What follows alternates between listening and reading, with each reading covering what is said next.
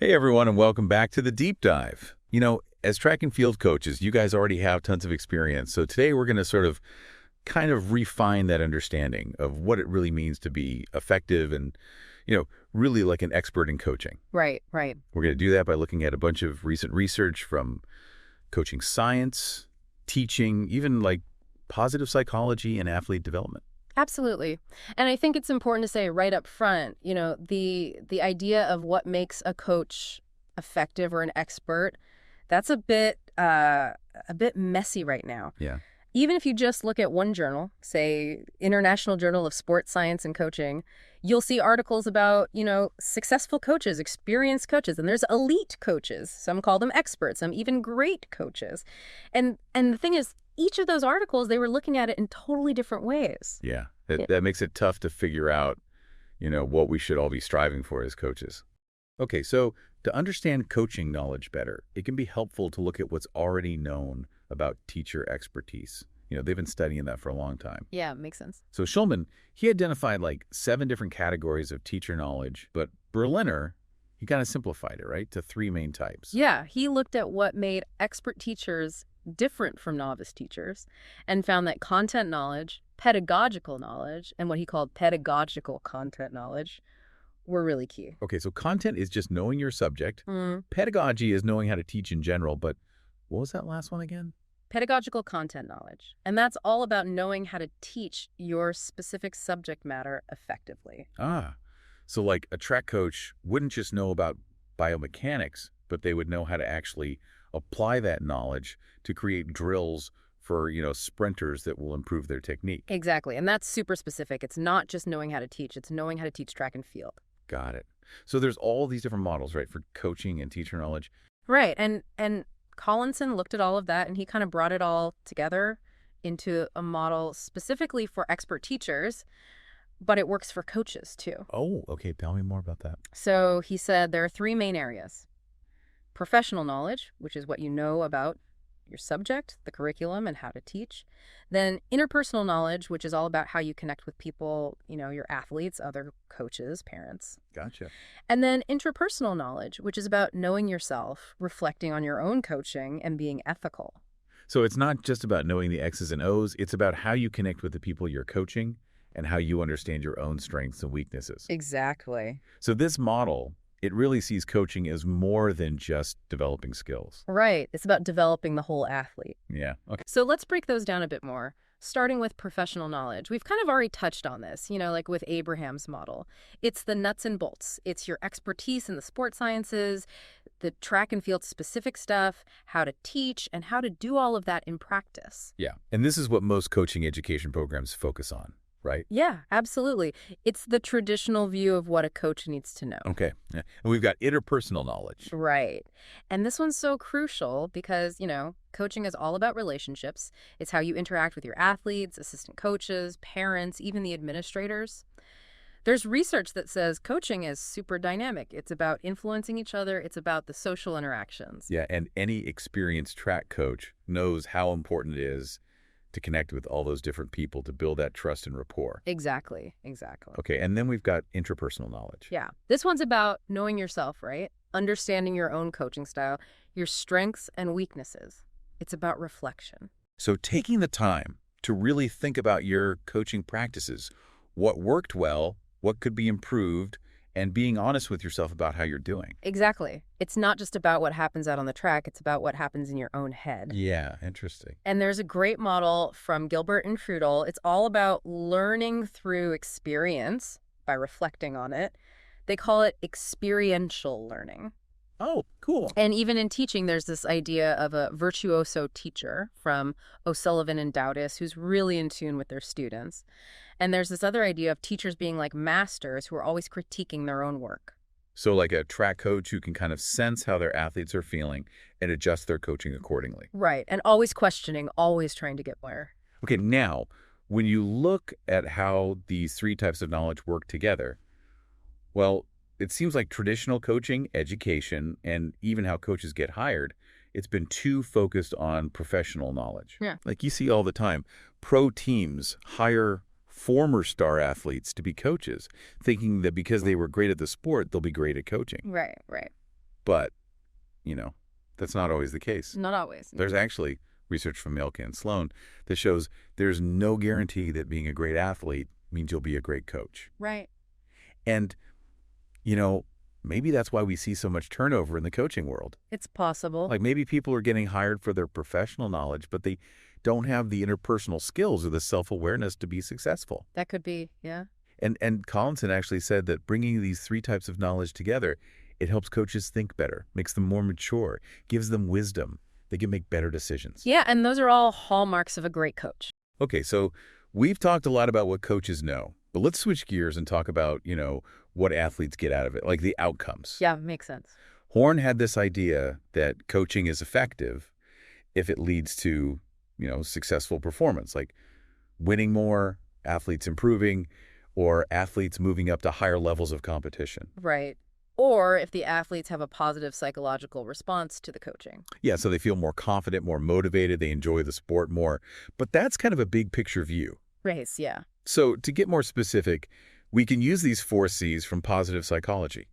And this actually comes from the work of Côté and his colleagues. Oh, yeah, the 4 C's. Yeah, they are. Competence, confidence, connection, and character, or caring. Right, right. That's actually adapted from an original 5 C's, but we think these 4 are super relevant to coaching. Okay, so let's break down those 4 C's specifically for track and field, starting with competence. Yep. So that means the athlete actually has the skills and techniques for their event, right? Right. They're performing well, they're fit, and they have good training habits. Right. They're basically good at what they do, and they take care of themselves. Exactly.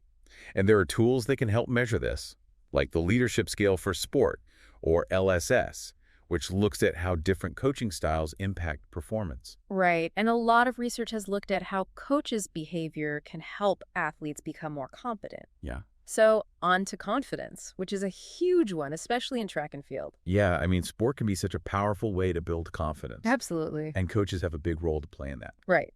And there are tools for this too, like the Coaching Behavior Assessment System, or CBAS, that, along with the LSS, have shown how what a coach does is linked to how athletes feel about themselves, their satisfaction, and how competent they feel. Interesting.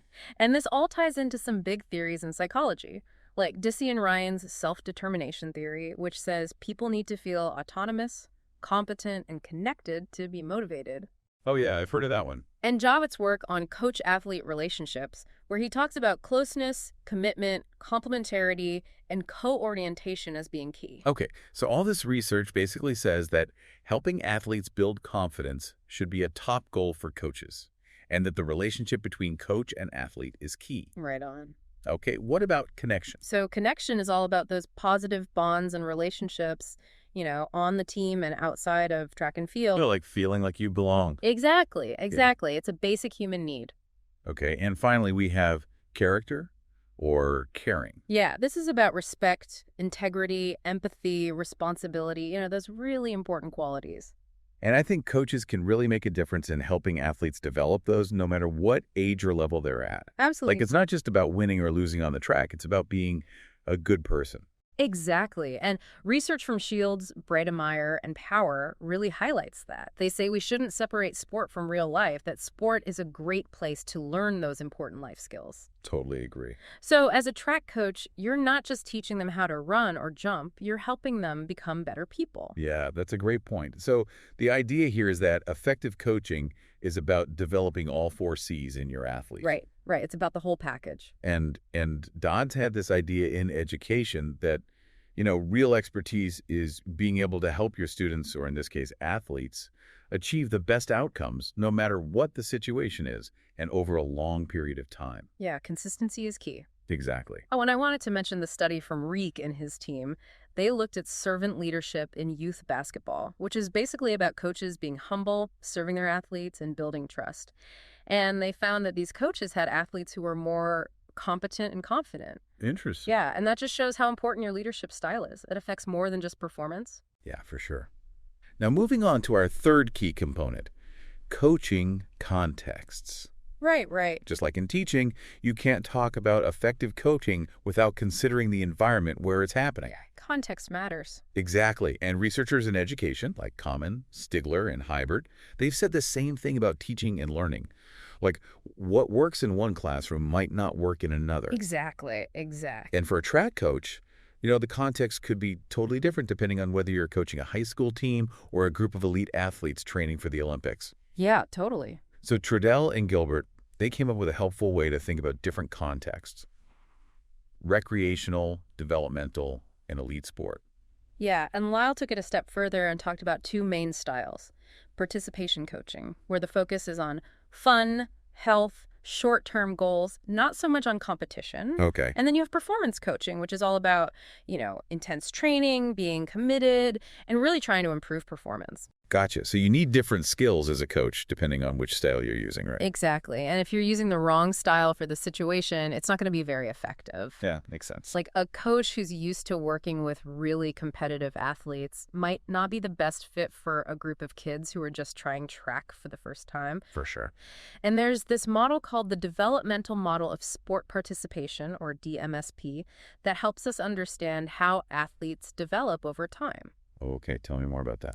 So it talks about two main paths: recreational and elite performance, but both of them start with what they call sampling years. Okay, so that's where kids are trying out different sports, seeing what they like. Exactly. And the DMFP stresses that the training should be right for their age and that social factors like their friends and family play a big role. Makes sense. And here's the interesting part. Both the recreational and elite paths start with those sampling years, usually between ages 6 and 12. Then they start to diverge. Okay, so some kids start to specialize in a sport, maybe around ages 13 to 15, and then some really invest in it, like around 16 and older. Right. And a lot of research backs this up, like from Côté himself and others like Bean and Bloom and Erickson. Okay. But the goal for both paths should be the same, right?